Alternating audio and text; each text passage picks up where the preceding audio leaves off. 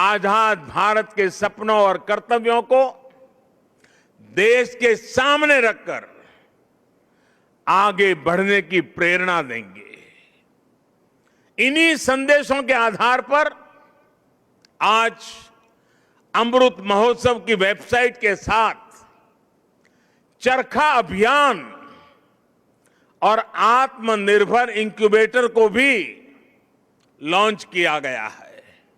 भाइयों और बहनों, इतिहास साक्षी है कि किसी राष्ट्र का गौरव तभी जागृत रहता है जब वो अपने स्वाभिमान और बलिदान की परंपराओं को अगली पीढ़ी को भी सिखाता है, संस्कारित करता है, उन्हें इसके लिए निरंतर प्रेरित करता है।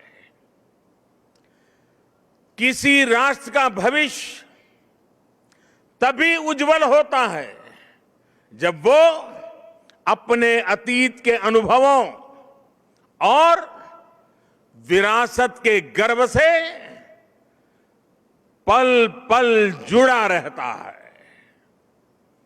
फिर भारत के पास तो गर्व करने के लिए अथाह भंडार है, समृद्ध इतिहास है, चेतनामय सांस्कृतिक विरासत है। इसलिए आजादी के 75 साल का यह अवसर एक अमृत की तरह वर्तमान पीढ़ी को प्राप्त होगा। एक ऐसा अमृत जो हमें प्रतिपल देश के लिए जीने, देश के लिए कुछ करने के लिए प्रेरित करेगा।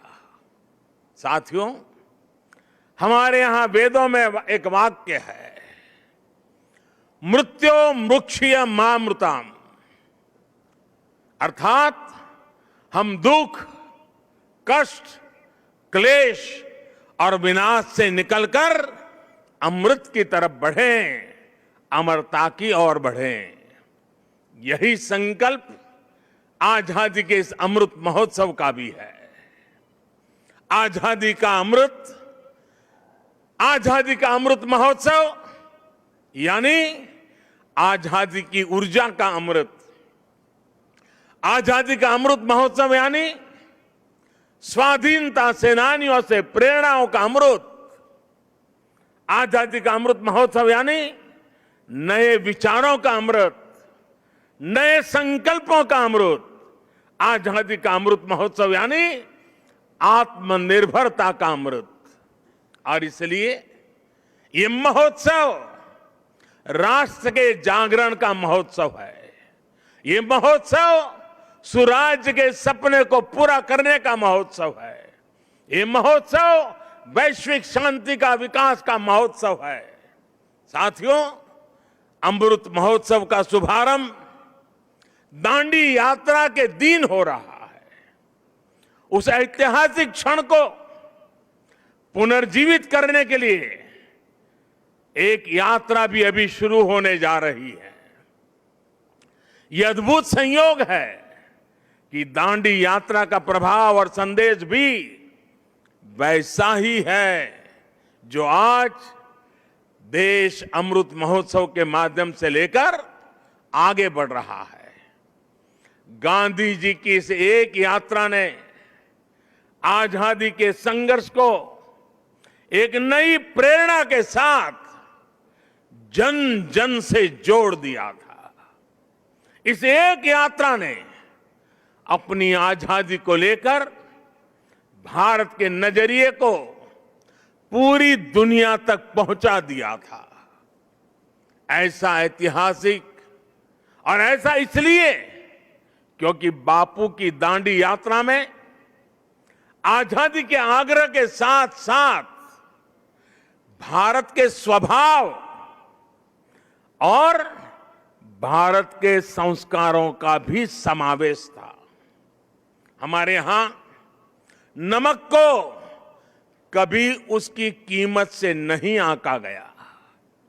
हमारे यहां नमक का मतलब है ईमानदारी, हमारे यहां नमक का मतलब है विश्वास, हमारे यहां नमक का मतलब है वफादारी। हम आज भी कहते हैं कि हमने देश का नमक खाया है। ऐसा इसलिए नहीं क्योंकि नमक कोई बहुत कीमती चीज है, ऐसा इसलिए क्योंकि नमक हमारे यहां श्रम और समानता का प्रतीक है। उस दौर में नमक भारत की आत्मनिर्भरता का एक प्रतीक था।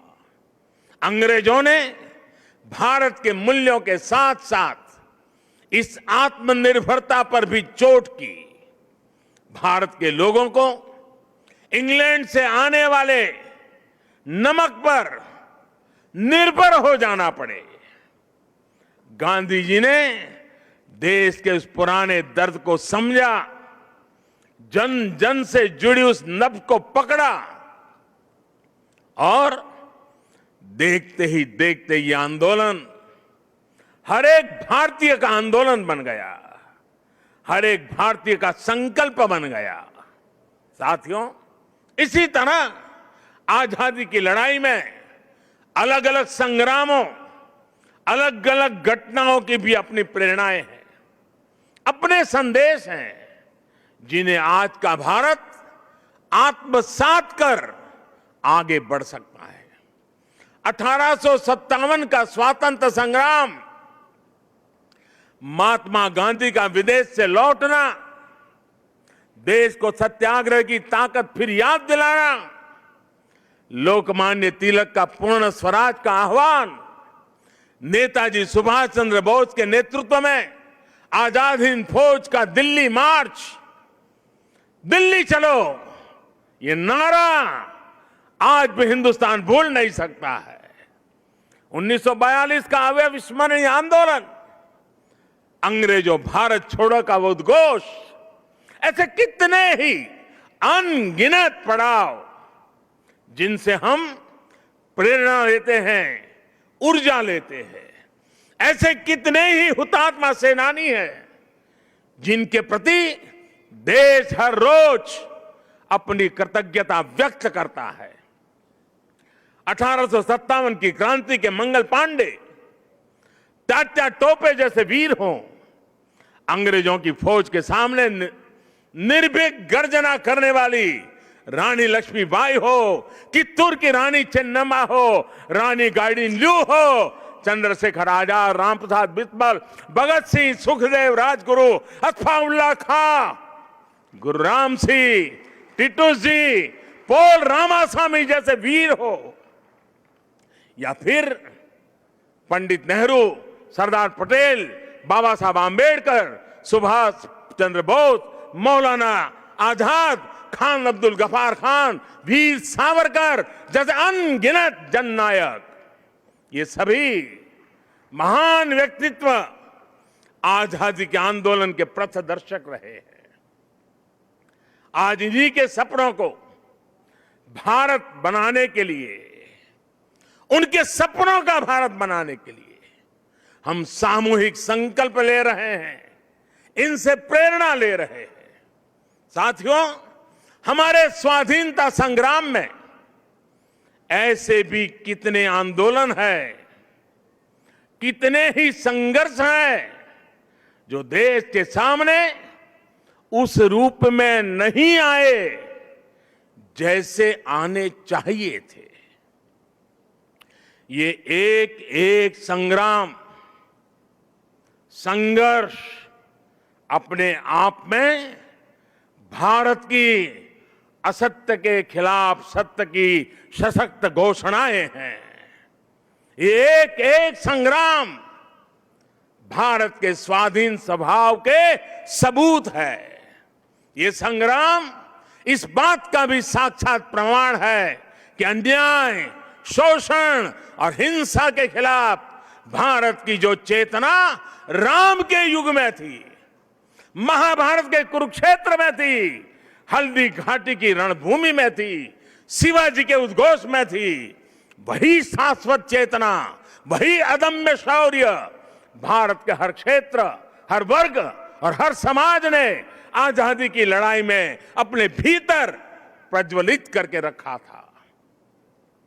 जननी जन्मभूमिश्च स्वर्गादपि गरीयसी, ये मंत्र आज भी हमें प्रेरणा देता है। आप देखिए हमारे इस इतिहास को, कोल आंदोलन हो या हो संघर्ष, खांसी आंदोलन हो या संथाल क्रांति, कछोहा कछार नागा संघर्ष हो या कूका आंदोलन, भील आंदोलन हो या मुंडा क्रांति, सन्यासी आंदोलन हो या रमोसी संघर्ष, कित्तूर आंदोलन, त्रावणकोर आंदोलन, बारडोली सत्याग्रह, चंपारण सत्याग्रह, संबलपुर संघर्ष, चुआर संघर्ष, बुंदेल संघर्ष, ऐसे कितने ही संघर्ष और आंदोलनों ने देश के हर भूभाग को, हर कालखंड में आजादी की ज्योति से प्रज्वलित रखा। इस दौरान हमारी सिख गुरु परंपरा ने देश की संस्कृति, अपने रीति रिवाज की रक्षा के लिए हमें नई ऊर्जा दी, प्रेरणा दी, त्याग और बलिदान का रास्ता दिखाया।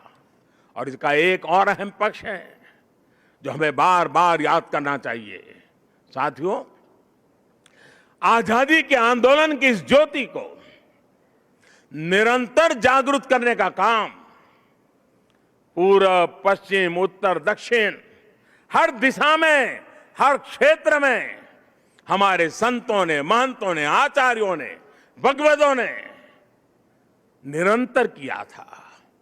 एक प्रकार से भक्ति आंदोलन ने राष्ट्रव्यापी स्वाधीनता आंदोलन की पीठिका तैयार की थी। पूर्व में चैतन्य महाप्रभु, रामकृष्ण परमहंस, श्रीमद शंकर देव जैसे संतों के विचारों ने समाज को दिशा दी, अपने लक्ष्य पर केंद्रित रखा। पश्चिम में मीराबाई, एकनाथ, तुकाराम, रामदास, नरसिंह मेहता हुए।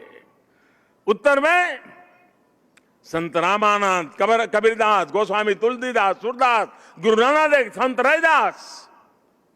दक्षिण में माधवाचार्य, निम्बाकारचार्य, वल्लभाचार्य, रामानुजाचार्य हुए।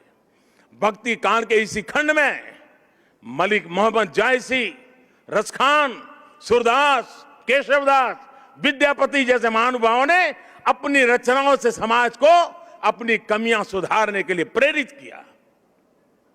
ऐसे अनेकों व्यक्तित्वों के कारण यह आंदोलन क्षेत्र की सीमा से बाहर निकल करके पूरे भारत के जन जन को अपने आप में समेट लिया। आजादी के असंख्य आंदोलनों में ऐसे कितने ही सेनानी, संत आत्माएं, ऐसे अनेक वीर बलिदानी हैं जिनकी एक एक गाथा अपने आप में इतिहास का एक एक स्वर्णिम अध्याय है। हमें इन महानायकों, महानायिकाओं, उनका जीवन इतिहास भी देश के सामने पहुंचाना है। इन लोगों की जीवन गाथाएं, उनके जीवन का संघर्ष, हमारे स्वतंत्रता आंदोलन के उतार चढ़ाव, कभी सफलता कभी असफलता, हमारी आज की पीढ़ी को जीवन का हर पाठ सिखाएगी। एकजुटता क्या होती है, लक्ष्य को पाने की जिद क्या होती है, जीवन का हर रंग वो और बेहतर तरीके से समझेंगे। भाई और बहनों, आपको याद होगा इसी भूमि के वीर सपूत श्यामजी कृष्ण वर्मा अंग्रेजों की धरती पर रहकर उनकी नाक के नीचे जीवन की आखिरी सांस तक आजादी के लिए संघर्ष करते रहे। लेकिन उनकी अस्थियां 7 दशकों तक इंतजार करती रहीं कि कब उन्हें भारत माता की गोद नसीब होगी। आखिरकार 2003 में विदेश से श्यामजी कृष्ण वर्मा की अस्थियां मैं अपने कंधे पर उठा करके ले आया था। ऐसे कितने ही सेनानी हैं देश पर अपना सब कुछ समर्पित कर देने वाले लोग हैं। देश के कोने कोने से कितने ही दलित, आदिवासी, महिलाएं और युवा हैं जिन्होंने असंख्य तप और त्याग किए। याद करिए, तमिलनाडु के 32 वर्षीय नौजवान कोडिकात कुमरन, उनको याद कीजिए। अंग्रेजों ने उस नौजवान को सिर में गोली मार दी, लेकिन उन्होंने मरते हुए भी देश के झंडे को जमीन में नहीं गिरने दिया। तमिलनाडु में उनके नाम से ही कोडिकात शब्द जुड़ गया, जिसका अर्थ है झंडे को बचाने वाला।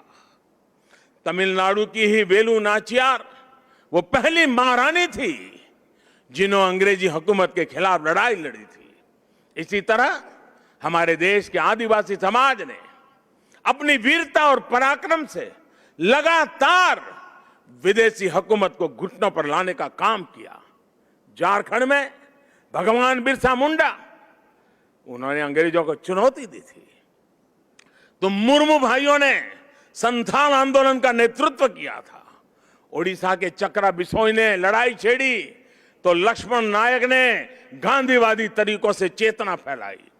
आंध्र प्रदेश में मन्यम बिरुडी यानी जंगलों के हीरो अल्लूरी सीराराम राजू ने रंपा आंदोलन का बिगुल फूंका था। पासल था खुंगचेरा ने मिजोरम की पहाड़ियों में अंग्रेजों से लोहा लिया था। ऐसे ही गोमधर, कंवर, लसित बोरफुकन और सीरत सिंह जैसे असम और पूर्वोत्तर के अनेकों स्वाधीनता सेनानी थे जिन्होंने देश की आजादी में योगदान दिया है। यहां गुजरात में बड़ौदा के पास जांबुगाड़ा जाने के रास्ते पर हमारे नायका कौम के आदिवासियों को बलिदान कैसे भूल सकते हैं। मानगढ़ में गोविंद गुरु के नेतृत्व में सैकड़ों आदिवासियों का नरसंहार हुआ। उन्होंने लड़ाई लड़ी। देश इनके बलिदान को हमेशा याद रखेगा। साथियों, मां भारती के ऐसे ही वीर सपूतों का इतिहास देश के कोने कोने में, गांव गांव में है। देश इतिहास के इस गौरव को सहेजने के लिए पिछले 6 सालों से सजग प्रयास कर रहा है। हर राज्य, हर क्षेत्र में इस दिशा में प्रयास किया जा रहा है। दांडी यात्रा से जुड़े स्थल का पुनरुद्धार देश ने 2 साल पहले ही पूरा किया था। मुझे खुद इस अवसर पर दांडी जाने का सौभाग्य मिला था। अंडमान में जहां नेताजी सुभाष बोस ने देश की पहली आजाद सरकार बनाकर तिरंगा फहराया था, देश ने उस विस्मृत इतिहास को भी भव्य आकार दिया है। अंडमान निकोबार के द्वीपों को स्वतंत्रता संग्राम के नामों पर रखा गया है। आजाद हिंद सरकार के 75 साल पूरे होने पर लाल किले पर भी आयोजन किया गया, तिरंगा फहराया गया और नेताजी सुभाष बाबू को श्रद्धांजलि दी गई। गुजरात में सरदार वल्लभ भाई पटेल की विश्व की सबसे ऊंची प्रतिमा उनके अमर गौरव को पूरी दुनिया तक पहुंचा रही है। जलियांवाला बाग में स्मारक हो या फिर पाइका आंदोलन की स्मृति में स्मारक, सभी पर काम हुआ।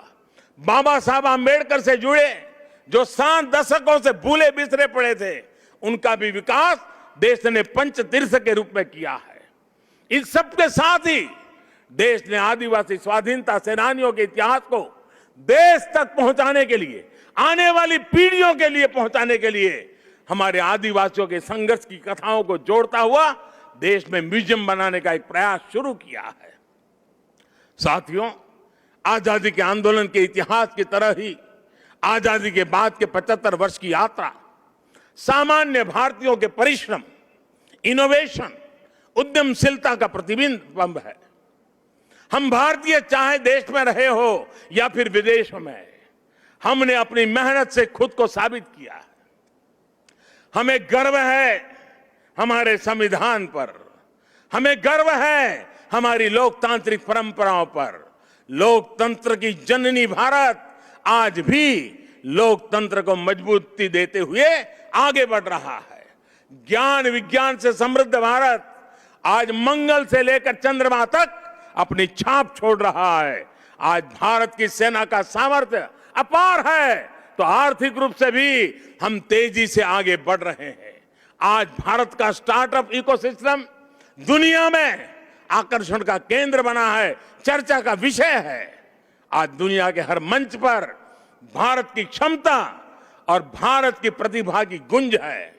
आज भारत अभाव के अंधकार से बाहर निकलकर 130 करोड़ से अधिक आकांक्षाओं की पूर्ति के लिए आगे बढ़ रहा है। साथियों, ये भी हम सभी का सौभाग्य है। आजाद भारत के 75 साल और नेताजी सुभाष चंद्र बोस की जन्म जयंती के 125 वर्ष हम साथ साथ मना रहे हैं। ये संगम सिर्फ तिथियों का ही नहीं, बल्कि अतीत और भविष्य के भारत के विजन का भी अद्भुत मेल है। नेताजी सुभाष चंद्र बोस ने कहा था कि भारत की आजादी की लड़ाई सिर्फ ब्रिटिश साम्राज्यवाद के विरुद्ध नहीं है, बल्कि वैश्विक साम्राज्यवाद के विरुद्ध है। नेताजी ने भारत की आजादी को पूरी मानवता के लिए जरूरी बताया था। समय के साथ नेताजी की ये बात सही सिद्ध हुई। भारत आजाद हुआ तो दुनिया में दूसरे देशों में भी स्वतंत्रता की आवाजें बुलंद हुई और बहुत ही कम समय में साम्राज्यवाद का दायरा सिमट गया।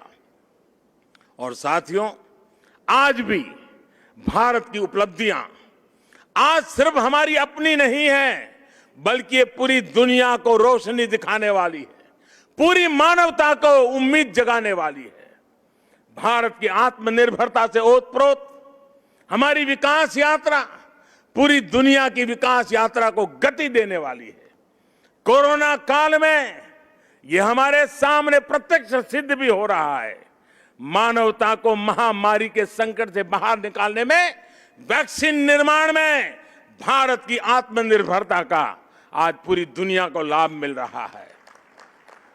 आज भारत के पास वैक्सीन का सामर्थ्य है, तो वसुधैव कुटुंबकम के भाव से हम सबके दुख दूर करने में काम आ रहे हैं। हमने दुख किसी को नहीं दिया, लेकिन दूसरों का दुख कम करने में खुद को खपा रहे हैं। यही भारत का आदर्श है, यही भारत का शाश्वत दर्शन है, यही आत्मनिर्भर भारत का भी तत्व ज्ञान है। आज दुनिया के देश भारत का धन्यवाद कर रहे हैं, भारत में भरोसा कर रहे हैं। यही नए भारत के सूर्योदय की पहली छटा है, यही हमारे भव्य भविष्य की पहली आभा है। साथियों, गीता में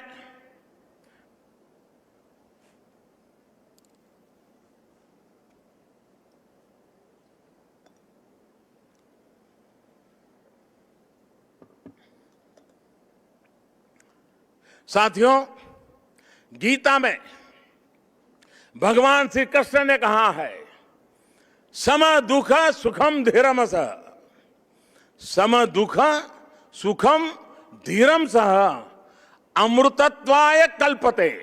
अर्थात जो सुख दुख आराम चुनौतियों के बीच भी धैर्य के साथ अटल अड़िग और सम रहता है, वही अमृत को प्राप्त करता है, अमरत्व को प्राप्त करता है। अमृत महोत्सव से भारत के उज्जवल भविष्य का अमृत प्राप्त करने के हमारे मार्ग में यही मंत्र हमारी प्रेरणा है। आइए हम सब दृढ़ संकल्प होकर इस राष्ट्र यज्ञ में अपनी भूमिका निभाएं। साथियों, आजादी के अमृत महोत्सव के दौरान देशवासियों के सुझावों से, उनके मौलिक विचारों से अनगिनत असंख्य आइडिया निकलेंगे। कुछ बातें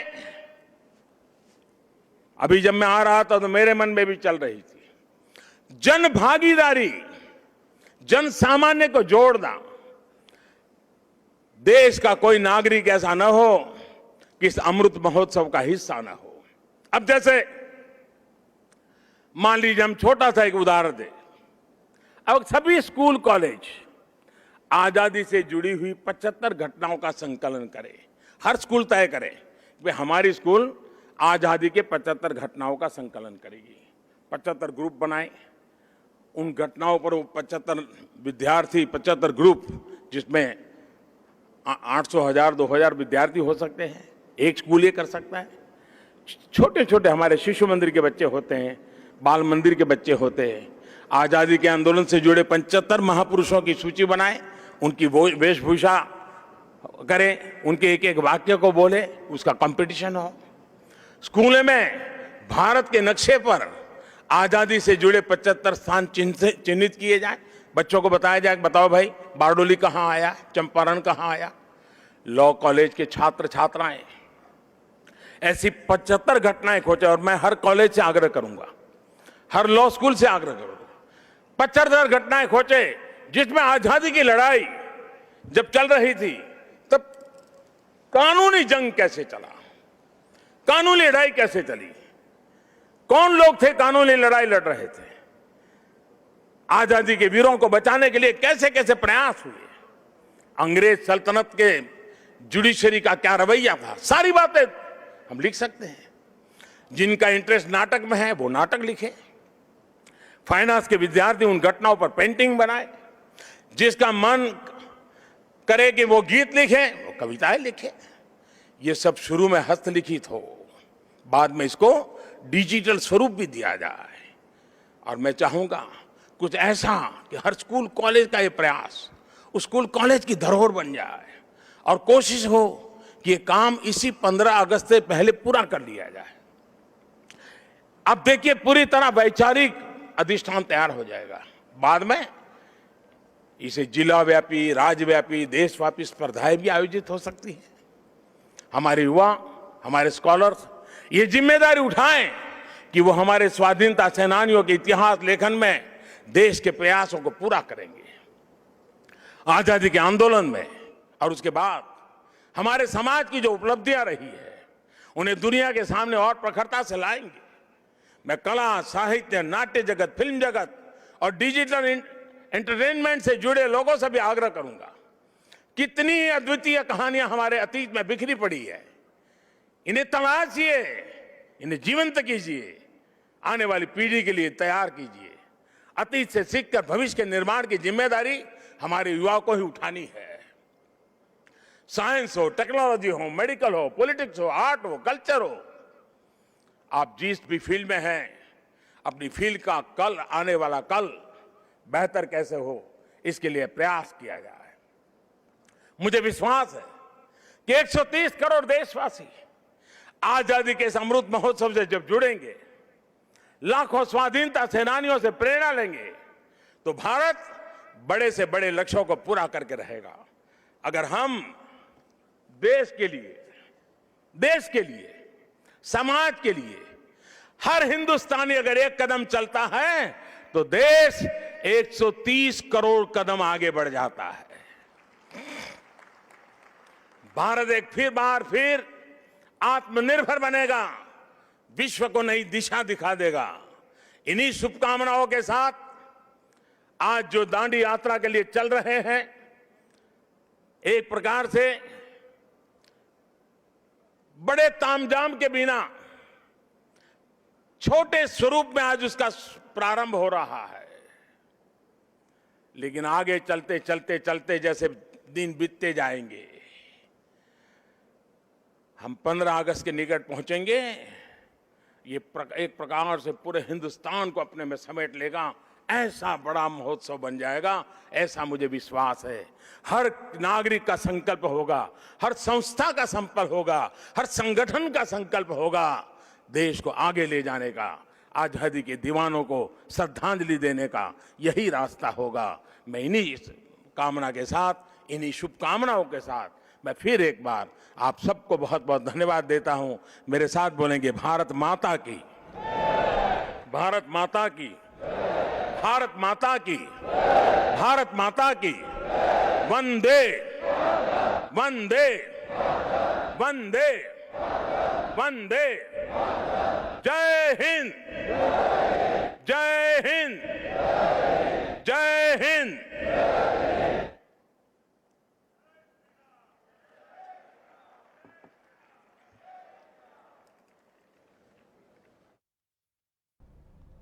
ఇప్పుడు ఒక చిన్న బ్రేక్ తీసుకుందాం. Stay tune.